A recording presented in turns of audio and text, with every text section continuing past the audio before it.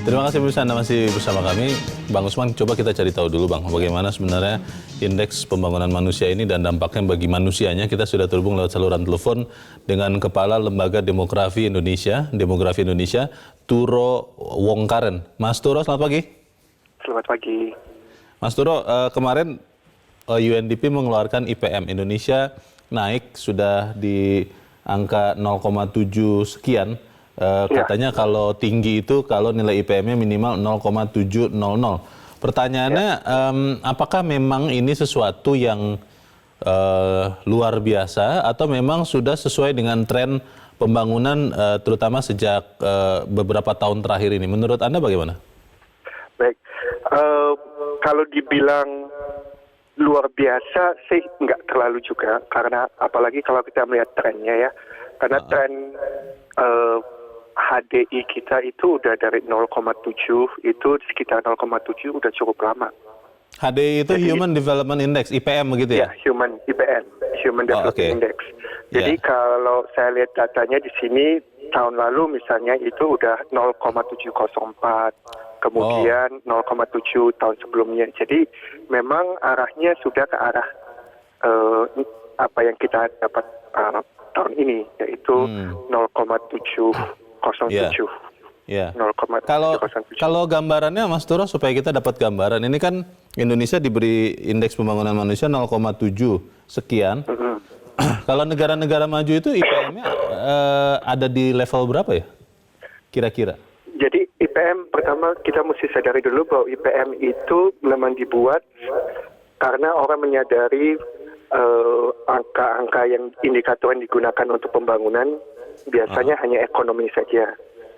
Nah, kalau hanya ekonomi saja tentu yang paling tinggi kita tahu Amerika. Tapi kemudian tahun 1990 itu UNDP, United Nations Development Program, membuat Human Development Index ini, IPM. Dari sejak semula itu beberapa negara yang memang sudah cukup tinggi karena ada 3 komponen di dalam IPM, yaitu pendapatan, kesehatan, dan pendidikan. Dan demikian negara-negara yang mempunyai pendapatan per kapita tinggi itu biasanya cukup tinggi juga. Tapi urutannya nggak seperti yang kita biasa pikirkan. Kalau yang pertama kali itu Kanada, saya ingat tahun 1990 itu Kanada yang tertinggi. Sekarang yang paling tinggi adalah negara-negara khususnya negara Eropa dari Skandinavia. Nomor 1 itu Norway. Angkanya 0,954. Kalau melihat angkanya sekarang, apakah memang Indonesia masih bisa lebih tinggi lagi untuk membangun tadi 3 komponen penyusun IPM itu? Pendapatan, kesehatan, pendidikan, atau memang secara hitung-hitungan ya memang sudah ada di sini, Mas Turo? Pasti kita bisa meningkat lagi ya, karena dari sisi ekonomi misalnya pendapatan per kapita kita akan terus meningkat, kita harapkan. Kemudian dari segi kesehatan dan pendidikan, kita itu kan walaupun memang sejak tahun 70-an kita sudah menginvestasikan pada kedua hal ini, tapi kan baru belakangan kita memang menggenjot, apalagi untuk pendidikan. Presiden Jokowi sekarang sudah mencanangkan untuk 5 tahun ke depan pembangunan SDM merupakan sesuatu yang penting. Dan ada beberapa hal yang memang jalannya akan pelan, seperti misalnya lama sekolah, ya harapan lama sekolah. Ini kita saat ini di 12,9. Jadi diharapkan seseorang itu akan bersekolah selama hampir 13 tahun. Begitu sampai dia dewasa gitu. Sekarang angka benar-benarnya itu baru sekitar 8 tahun. Nah, artinya di masa depan masih ada tetap sangat-sangat besar kemungkinan itu naik. Tapi ada beberapa hal yang memang mungkin bisa kita percepat. Bukan dari segi kesehatan dan pendidikan, itu memang akan naik tapi akan pelan. Tapi lebih misalnya di dalam hal ekonomi gitu. Jadi kalau tadi Anda katakan itu biasa-biasa aja, ya nggak cuma biasa-biasa aja, karena ekonomi kita berhasil meningkatkan sekitar 5%. Itu nggak semua negara seperti itu. Baik, Mas Turo Wongkaren, terima kasih sudah mencerahkan kami pagi ini. Selamat pagi. pertanyaan selalu soal dampak atau kualitas perkembangan atau pertumbuhan, Bang Usman. Tadi sudah dijelaskan oleh Mas Turo bahwa sebetulnya potensi Indonesia untuk meningkatkan lagi IPM itu masih ada. Tapi pertanyaannya kan begini, kalau kita bicara pertumbuhan ekonomi, di saat bersamaan kita juga melihat ada kesenjangan. Gini rasio kita masih cukup besar. Kemudian kalau kita melihat dampak dari pembangunan itu, ini kan bukan hanya sekedar angka-angka, tapi manusianya seperti apa. Kita BPJS Kesehatan saja kalau bicara salah satu komponen penyusun IPM, bermasalah terus. Nah ini bagaimana, Bang? Ya, memang salah satu tantangan adalah kesenjangan. Ya, kesenjangan pendapatan, kemudian juga kesenjangan timur barat, misalnya begitu.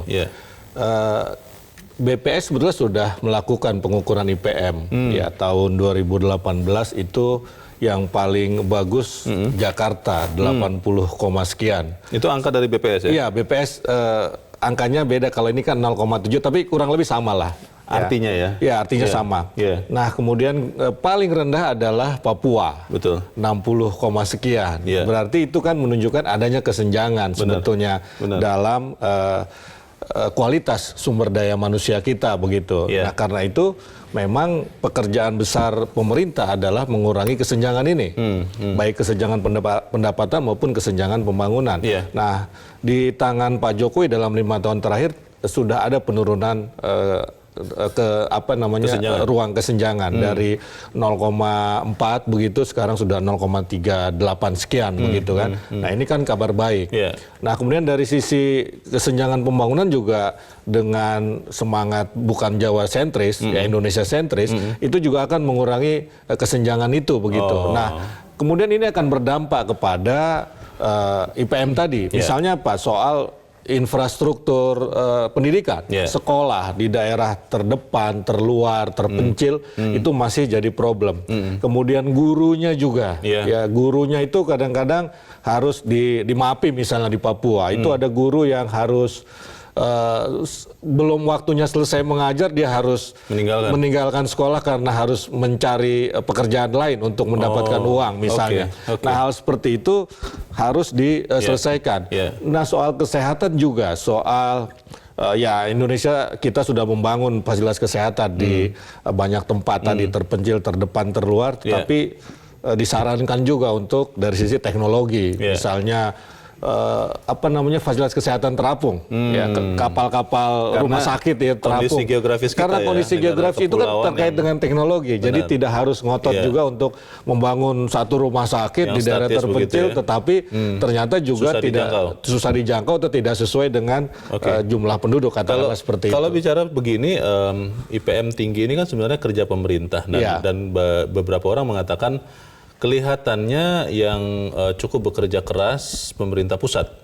Beberapa pemerintah daerah konon katanya masih belum optimal, karena kalau kita melihat ada optimalisasi, harusnya sih logikanya IPM-nya juga naik begitu kan. Nah, ini pertanyaannya bagaimana, Bang? Apakah memang pembangunan manusia ini hanya program dari pemerintah di Jakarta atau memang harusnya seluruh pemerintah daerah? Iya, jelas ini program pemerintah.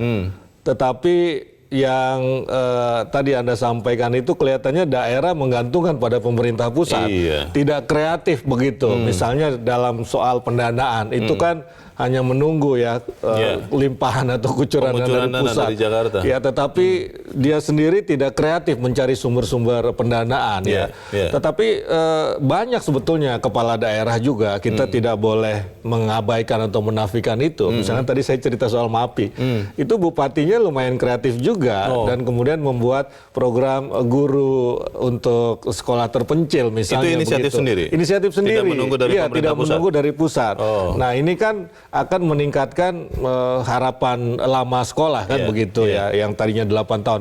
Kalau 8 tahun itu kan artinya belum lulus SMP. Iya, betul. Belum lulus SMP kan begitu. Harusnya 9 tahun sesuai dengan program pemerintah, wajib belajar 9 tahun, tapi kemudian sekarang kan 12 tahun begitu sampai SMA mestinya. Jadi saya kira ada hal yang perlu dibenahi. Jadi kalau Menteri Pendidikan dan Kebudayaan Pak Nadiem ini sedang bersemangat mengubah sistem pembelajaran atau sistem ujian, tetapi jangan juga dilupakan soal infrastruktur pendidikan. Tadi maksudnya gurunya juga dan fasilitas sekolahnya, karena kan lama pendidikan itu kan tergantung dari fasilitas. Betul. Kalau apa namanya soal sistem ujian ini kan meningkatkan kompetensi.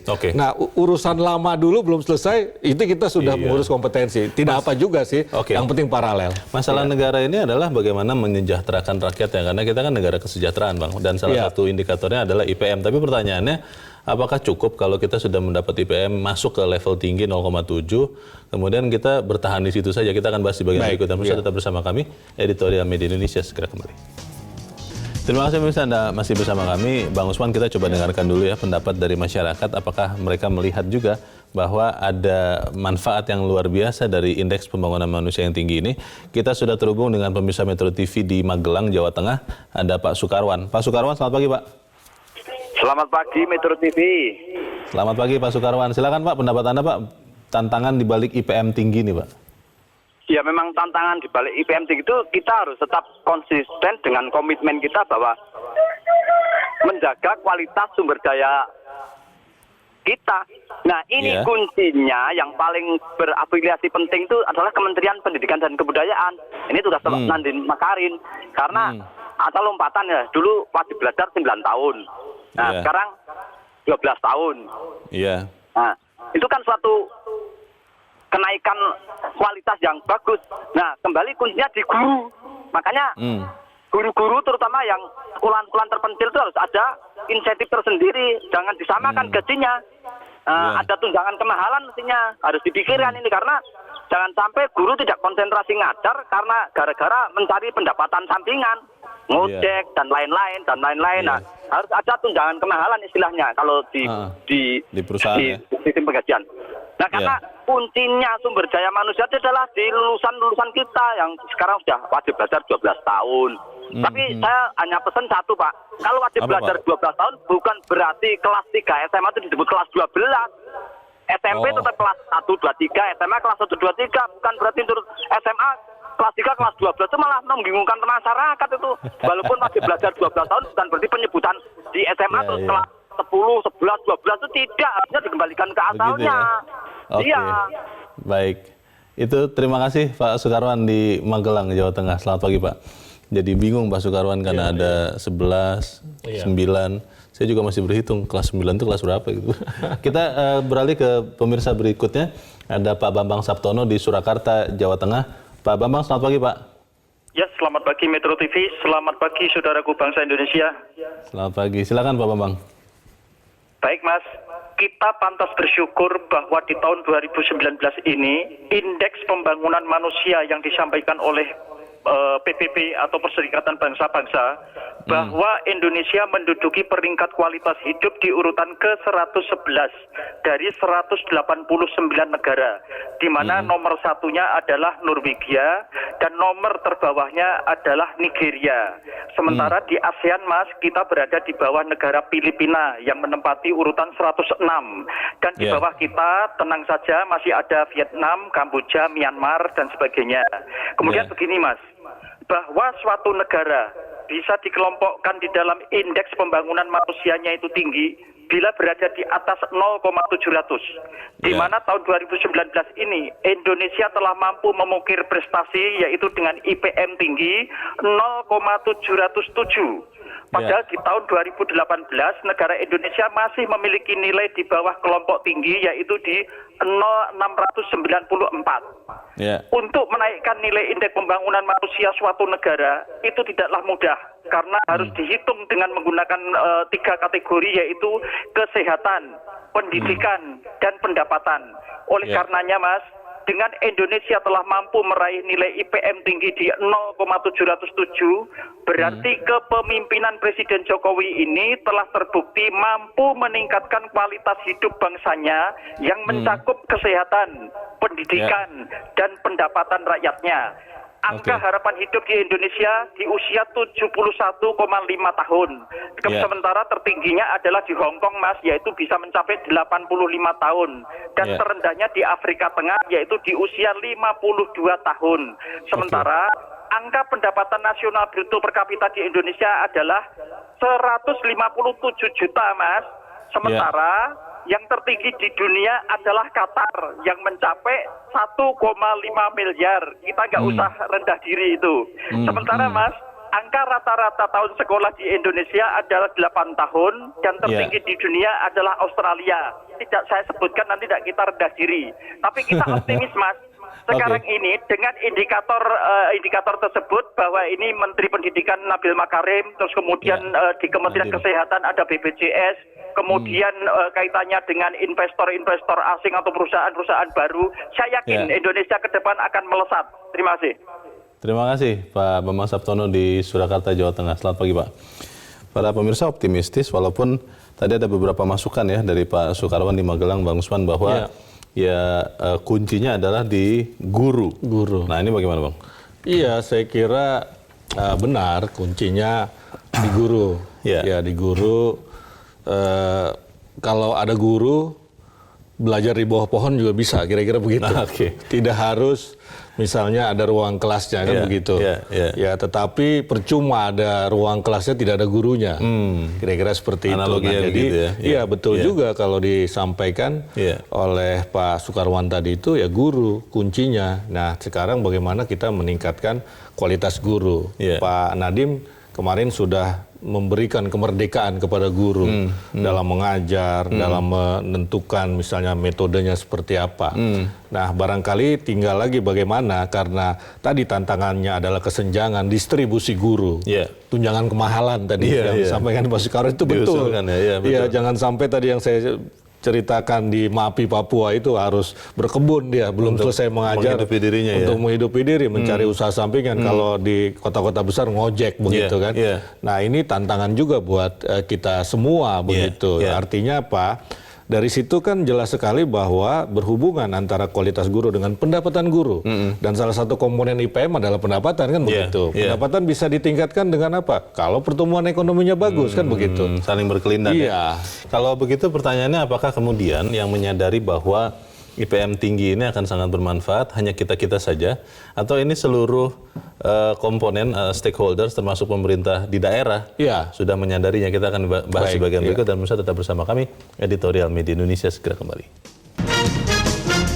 Terima kasih pemirsa, Anda masih bersama kami. Kita di bagian akhir dari diskusi kita pagi ini. Bang Usman, sesuatu yang baik akan berdampak kalau semuanya tahu, lalu menyadari betul, dan akhirnya menggunakannya juga di tempat masing-masing. Nah pertanyaannya, kalau kemudian kita sudah dapat IPM yang tinggi, apakah kita cukup berpuas diri di sini? Lalu daerah apakah juga bisa berpuas diri? Karena tadi seperti yang Bang Usman katakan, di dalam editorial juga disebut bahwa beberapa daerah itu IPM-nya juga sangat timpang begitu. Iya, sangat timpang. Jadi begini, soal IPM itu memang nomor satu, kalau bisa mempertahankan ya sudah baik sebetulnya. Tapi kita harus meningkatkan.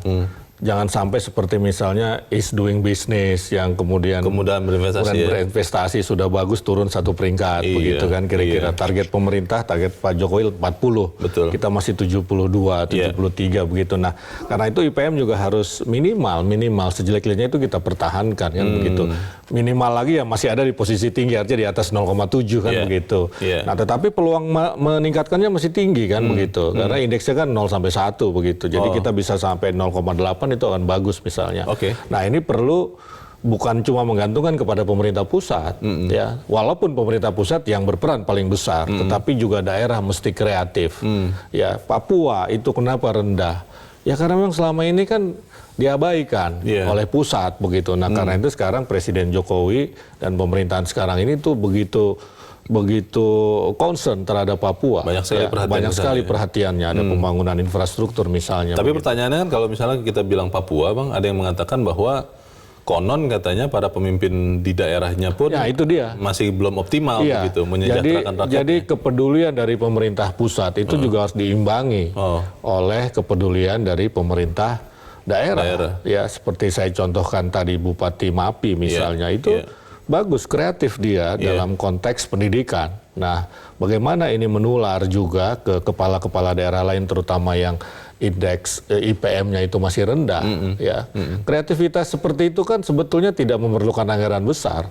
Dia bisa menggalang dana dari katakanlah donor, ya sejauh itu dibolehkan oleh aturan karena ini menyangkut dengan negara begitu. Saya kira bisa mendatangkan guru, ya orang-orang yang mau mengabdi sebagai guru itu kan banyak sebetulnya. Asal mau ya? Asal mau, baik sebagai pengalaman orang-orang ini ataupun memang karena kepedulian juga begitu. Nah jadi saya kira kreativitas itu tanpa batas begitu, tidak juga dibatasi oleh dana, oleh anggaran. Sejauh ada kemauan tadi yang Anda sampaikan, kita pasti bisa begitu. Pendapatan, pendidikan dan kesehatan, tiga komponen IPM ini. Yang mana yang kita bisa prioritaskan? Ya, yang bisa kita prioritas seperti saya sampaikan tadi, guru itu akan mengajar dengan bagus kalau pendapatannya bagus begitu kan. Maka kan pendapatan dulu, pertumbuhan ekonomi, kesenjangan diperbaiki, ya kita sudah bagus lah, prediksi semua kita 5 di tengah krisis global begitu kan. Nah kemudian kesenjangan dikurangi, itu akan meningkatkan pendapatan. Dengan meningkatkan pendapatan, maka kita punya cukup anggaran, iya kan, untuk misalnya meningkatkan fasilitas pendidikan termasuk juga fasilitas kesehatan. Orang tidak akan protes dinaikkan anggaran BPJS-nya, iuran BPJS-nya kalau pendapatan dia baik kan begitu kira-kira. Nah semua ini berkelindan, saling berhubungan, karena itu semua harus dikejar kalau dari sisi prioritas tadi. Tetapi kalau kita lihat dari 3 komponen itu, memang yang paling menjadi pekerjaan besar adalah pendidikan. Ya karena masih 8 tahun begitu, lulus SMP saja belum. Nah, jadi saya kira apa yang dilakukan oleh Pak Nadiem ini maha penting seperti Pak Sukarwan bilang tadi itu. Kuncinya katanya pendidikan, betul sekali begitu. Dan dari pendidikan itu guru katanya begitu. Oke, semoga angka ini bukan berhenti di sekedar angka, tapi kita bisa sama-sama meningkatkan dan targetnya adalah menyejahterakan kita semua ya. Betul sekali. Tanpa kecuali dari Sabang sampai Merauke. Bang Usman, terima kasih sudah hadir di sini. Selamat pagi, Bang. Pagi. Pemirsa, ibarat trek menuju peningkatan IPM, inilah tangga yang membuat kita bisa naik kelas. Tinggal komitmen untuk menerapkan dan menyiapkan daya dukung sehingga kebijakan tidak berganti di 5 tahun mendatang. Saya Leonard Samosir.